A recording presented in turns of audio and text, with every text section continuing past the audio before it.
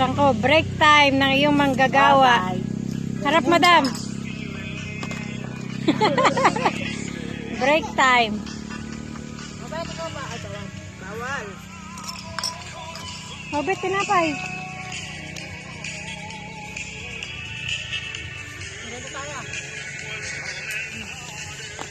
Ito na lang kahoy na to. Ubod ng laking bulak na to. Lalagarin ni Auntie Luz. Yan. Lalagarin niya ni Auntie Luz. Auntie Luz. Tatapusin mo yan, ha? Oo, bagay na makapagsalita. Yan yung sasambak yung mga kahoy niya.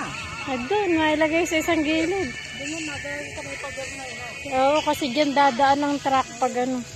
At yung mga kahoy, ano?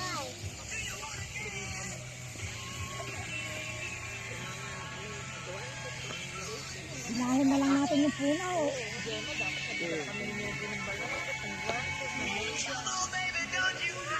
Ayan, si Yoyo. Yoyo, Obet, Yoyo.